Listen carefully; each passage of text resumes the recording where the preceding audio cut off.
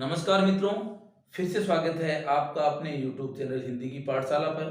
मैं डॉक्टर धनेश आपका हार्दिक स्वागत अभिनंदन करता हूं। आज के सेशन में हम प्रमुख रूप से हिंदी से संबंधित परीक्षाओं की तैयारी कैसे करें, कौन सी पुस्तकें पढ़ें, हिंदी के जो टॉपिक हैं, हिंदी के जो प्रकरण हैं, साथ साथ में हम वो भी पढ़ते हैं। साथ साथ में विश्वविद्यालय स्तर पे जो परीक्षाएं होती है सेमेस्टर लेवल पे या पीछे जो होती थी वैसे उन पे हम चर्चा वो करते हैं। आज जो प्रमुख रूप से आप लोगों की डिमांड पे मेरे कुछ स्टूडेंट हैं और जो मेरे फ्रेंड हैं जो प्रमुख रूप से आरपीएससी हिंदी से असिस्टेंट प्रोफेसर की तैयारी कर रहे हैं, उन्होंने प्रमुख रूप से ये माना कि एक जो यूनिट है हिंदी साहित्य में, एक यूनिट काफी क्या है कलिष्ठ मान सकते हो, सबसे हार्ड या सबसे कठिन मान सकते हो। ये जो यूनिट है आपको पता है कि पेपर इसमें 3 होंगे, पहला और दूसरा पेपर हिंदी साहित्य का होगा और प्रमुख रूप से तीसरा जो प्रश्न पत्र है वो आपका जीके का होगा। जीके का जो प्रश्न पत्र है कॉमन रूप से 7 जनवरी उसकी एग्जाम डेट है वो निर्धारित कर दी गई है आयोग द्वारा, और मार्च में लगभग मिड मार्च में या मध्यम मार्च में हिंदी की सबसे पहले परीक्षा होने वाली है। तो हम हिंदी जो परीक्षा देंगे, हिंदी के स्टूडेंट, हिंदी के सदस्य, उनको प्रमुख रूप से ऐसे ही होता है कि परीक्षा सबसे पहले उनकी होती है क्योंकि भीड़ जो सबसे ज्यादा है वो हिंदी में रहेगी। तो हमें टिप्स अपनाने हैं कि किस प्रकार से उस पेपर को हम क्रैक करें, 200 नंबर में से ज्यादा किस प्रकार से हम नंबर है वो अर्जित करें, क्योंकि 150 नंबर 150 नंबर हिंदी साहित्य के होंगे और जो 50 नंबर है वो आपके जीके के यानी कि जो जनरल नॉलेज है राजस्थान का वो प्रमुख रूप से आपके लिए इंपॉर्टेंट होने वाला है। तो आज हम प्रमुख रूप से केवल पहला प्रश्न पत्र हिंदी साहित्य का और उसमें यूनिट नंबर 1 जो प्रमुख रूप से मैं ये मानता हूं कि मैं भी मानता हूं और आप लोग भी मानते हैं क्योंकि आप लोगों ने मेरे इस मैटर पे चर्चा है वो हुई है। प्रथम यूनिट भाषा के बारे में, हिंदी भाषा है उसकी कौन कौन सी बोलियां हैं, कौन कौन सी उपभाषाएं हैं, देवनागरी लिपि का किस प्रकार से विकास हुआ है, कहां से ये आई है, मानकीकरण क्या है या मानक भाषा क्या है। साथ ही साथ प्रमुख रूप से हम जो स्वर और व्यंजन ध्वनियों को भी इस यूनिट में पढ़ेंगे। हम प्रमुख रूप से शब्द और शब्द निर्माण से होने वाली जो हमारे प्रकरण जैसे संधि, समास, उपसर्ग, प्रत्यय पढ़ेंगे। साथ ही साथ हम प्रमुख रूप से विकारी और अविकारी शब्दों को भी पढ़ेंगे। विकारी शब्दों में संज्ञा, सर्वनाम, विशेषण और क्रिया, और अविकारी शब्दों में हम पढ़ेंगे समुच्चय बोधक और संबंधबोधक अव्यय। ये हम प्रमुख रूप से पढ़ने वाले हैं। ये सिलेबस आपके सामने वही सिलेबस है जो प्रश्न पत्र 1 और उसमें यूनिट नंबर 1 का प्रमुख रूप से आपका जो सिलेबस है। मैं केवल आपको एक किताब सजेस्ट करूंगा, सजेशन दूंगा, आपको सलाह दूंगा। देखिएगा, मैंने प्रमुख रूप से बार बार आपको किताबें बताई है कि वो किताब आपको पढ़नी चाहिए, वो किताब आपको पढ़नी चाहिए। अब देखिए, आप जब पढ़ेंगे और आपका रिजल्ट आएगा तो आप निष्फिक्र होकर के या अपने आप को संतुष्टि दे सकेंगे, दूसरों को संतुष्टि देना तो एक अलग बात है कि मैंने ये किताब पढ़ी और सर ने मुझे ये कहा तो मैंने कहां तक मुझे सफलता प्राप्त हुई है। तो हमारे लिए हिंदी के ही एक विद्वान हैं जिनका नाम आदर के साथ लिया जाता है, जिनका नाम है विवेक शंकर सर, जो कोटा में सहायक आचार्य की पोस्ट पे सरकारी महाविद्यालय यानी कि राजकीय कला महाविद्यालय में हिंदी प्रवक्ता के रूप में, हिंदी सहायक आचार्य के रूप में आसीन हैं। वो हिंदी से संबंधित, देखिए हिंदी का सिलेबस, हमें हिंदी से मतलब है क्योंकि हिंदी का सिलेबस वो अथाह है। उनको एक तरह कैसे हम लोग लाएं ताकि बच्चों को बार बार किताबें मिलती भी नहीं है, मिल भी जाती है तो उसमें पूरा सिलेबस नहीं मिलता है। उन्होंने अच्छा प्रयास किया है और लगभग सभी यूनिट पर, सभी हिंदी की सभी जो इकाइयां हैं उस पर अपनी पुस्तकें हैं वो एक सारांश रूप में और सारगर्भित रूप से हमारे सामने शॉर्ट एंड स्वीट मान सकते हैं, जो हमारे लिए काफी इंपॉर्टेंट होगा। जब किसी चीज को एक ही किताब में हम 3-3 बार पढ़ लेते हैं तो मुझे नहीं लगता कि हमें दोबारा उस चीज को पढ़ने की आवश्यकता है।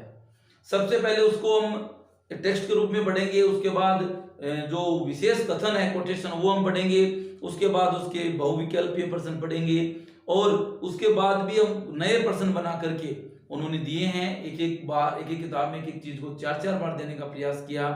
तो प्रमुख रूप से इस यूनिट के लिए भी उन्होंने एक अच्छी किताब है वो बनाई है और उस किताब का जो प्रमुख रूप से मैं आपके सामने उस किताब को रखना चाहूंगा, वह किताब है हिंदी भाषा। हिंदी भाषा वस्तुनिष्ठ इस नाम से है, विवेक शंकर सर की किताब है और प्रमुख रूप से वीणा प्रकाशन से ये प्रमुख रूप से संपादित हुई है या प्रकाशित है वो हुई है। हम बात कर लेते हैं प्रमुख रूप से सिलेबस की जो सिलेबस है वो क्या है। देखिएगा, राजस्थान लोक सेवा आयोग सहायक आचार्य हिंदी पाठ्यक्रम इकाई 1, प्रश्न पत्र भी 1 है और इकाई भी 1 है। हिंदी भाषा का उद्भव व विकास, इसमें क्या आएगा देखिए, बोलियां आ जाएगी, हिंदी भाषा की जो भी बोलियां हैं और उपभाषाएं हैं। जैसे उपभाषाओं में हम बात करेंगे तो पश्चिमी है, पूर्वी है, राजस्थानी है, पहाड़ी है, बिहारी है, ये जो उपभाषाएं आ जाएंगी। और उसके अंतर्गत कौन कौन सी जो भाषाएं हैं, क्योंकि हम राजस्थान का पेपर दे रहे हैं तो राजस्थानी भाषा को तो हमें पढ़ना ही पड़ेगा। राजस्थानी भाषा की जो बोलियां उनको भी हमें पढ़ना पड़ेगा। देखिए, राजस्थानी भाषा की बोलियां मारवाड़ी, मेवाड़ी, हाड़ौती, ढूंढाड़ी और वागड़ी, यानी कि जो 6 भाषाएं दी है इन्होंने अलग अलग क्षेत्र के अनुसार। और इसके अलावा राजस्थानी भाषा के अलावा राजस्थानी भाषा को तो हमें सार्वजनिक रूप से पढ़ना ही पढ़ना है। ब्रज भाषा, खड़ी बोली, अवधी, भोजपुरी, सबसे पहले हम सिलेबस देखेंगे और उसके बाद उस किताब में क्या क्या है वो भी हम देखेंगे। क्योंकि ऐसा नहीं कि मैंने किताब का फर्स्ट पेज आपको दिखा दिया और आपका काम हो गया, ऐसा नहीं। आप देखें, उसका मंथन करें, उसके बाद उस किताब को परचेज करें। उसके बाद राजस्थानी भाषा का प्राचीन रूप डिंगल, क्योंकि ये शैलियां है राजस्थानी, प्रमुख रूप से डिंगल और पिंगल। डिंगल भाषा है उसमें प्रमुख रूप से अपभ्रंश के साथ राजस्थानी है और प्रमुख रूप से ब्रज के साथ अपभ्रंश है वो प्रमुख रूप से पिंगल है, वो प्रमुख रूप से आदिकाल में अलग से ही प्रमुख रूप से हम पढ़ते हैं। तो राजस्थानी भाषा का प्राचीन रूप कौन सा? डिंगल। राजभाषा के रूप में हिंदी की संवैधानिक स्थिति की, राजभाषा के रूप में हिंदी की जो संवैधानिक स्थिति है अनुच्छेद 343 से 351 तक देवनागरी लिपि है और किस प्रकार से हिंदी भाषा की स्थिति है उसको हम यहाँ पर क्लियर वो करेंगे।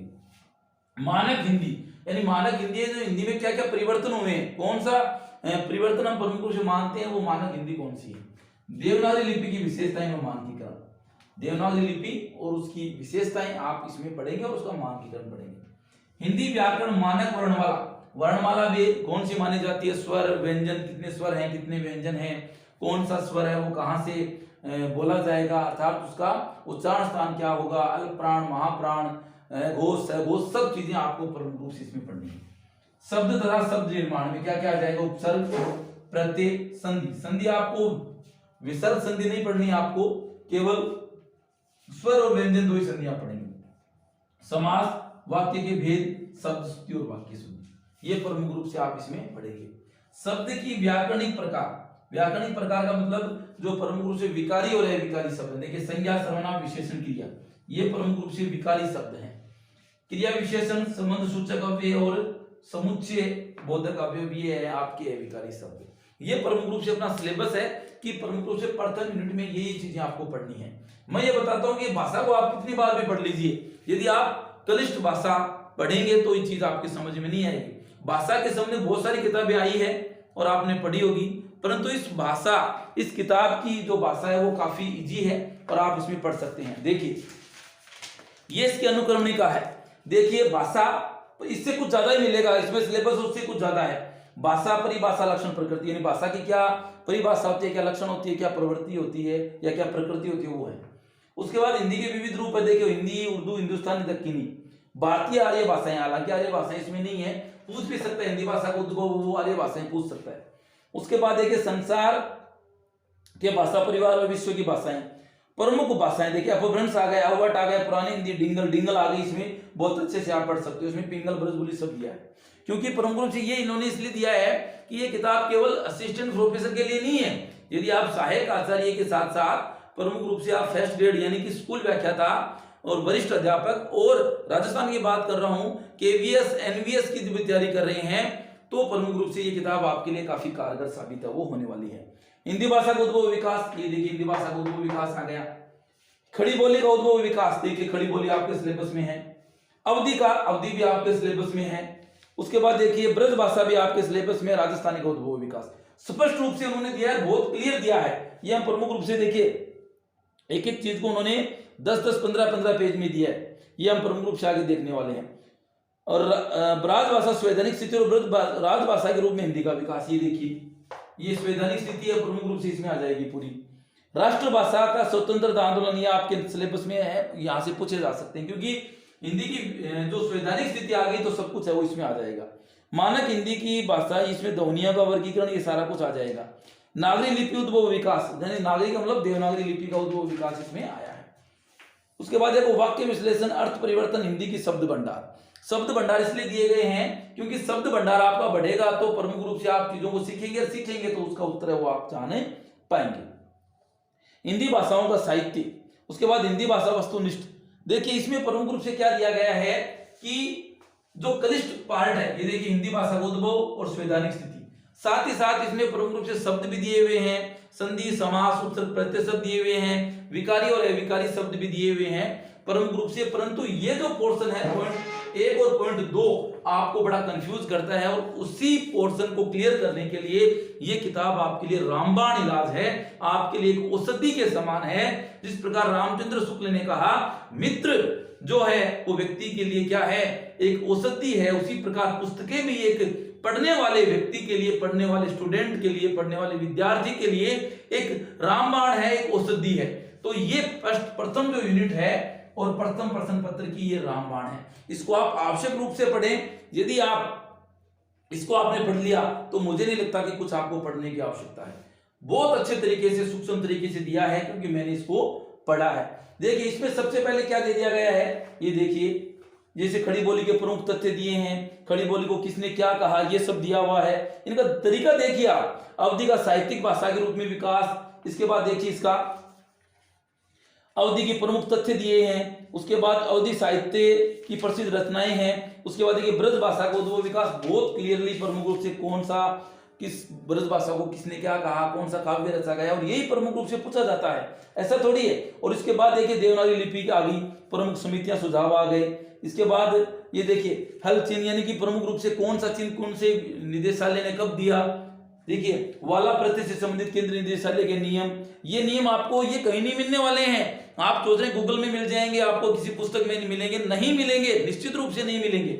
उसके बाद देखिए ये प्रमुख रूप से भी हिंदी की शब्द संपदा है, प्रमुख तत्सम तद्भव शब्द है। इसके बाद देखिए हिंदी भाषा वस्तुनिष्ठ, यहाँ पे वन लाइनर जो प्रश्न है वो शुरू हो जाते हैं। वन लाइनर का मतलब आपको जैसे इसने कहा कि इन्होंने देखिए प्रमुख रूप से इस पुस्तक में कहा गया है हिंदी की 5 उपभाषाएं 17 बोलियां सर्वमान्य मत, यानी सभी ने प्रमुख से माना है।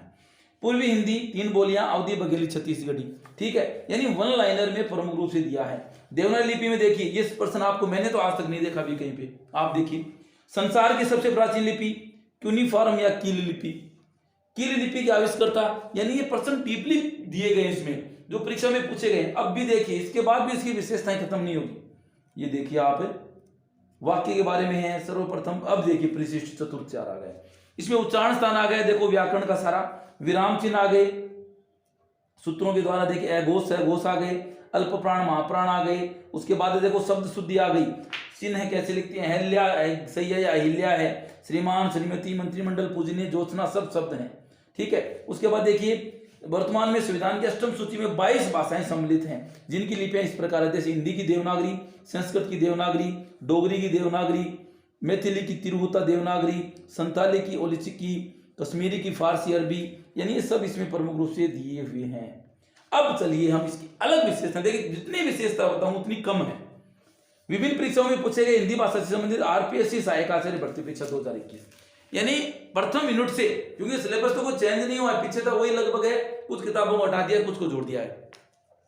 इसमें प्रमुख रूप से क्या है, सारे ऑब्जेक्टिव क्वेश्चन हैं। देखिए अशुद्ध शब्द को छांटिए, हिंदी के मानक रूप से किस बोली को सर्वाधिक निकट है, आरपीएससी वाले प्रश्न है सारे। उसके बाद इन्होंने क्या किया, जो आए प्रश्न वो तो दिए हैं, अपनी ओर से जो इंपॉर्टेंट है वो भी इन्होंने दिए हैं। लगभग इन्होंने ये माने कि 171 क्वेश्चन दिए हैं। देखिए आरपीएससी 2021 में आए हैं, कितने क्वेश्चन दिए इन्होंने, आरपीएससी 21 के 15 क्वेश्चन, आरपीएससी 2014 के 31 क्वेश्चन, यानी कि 15 हो गए, 15 वो 15 ही।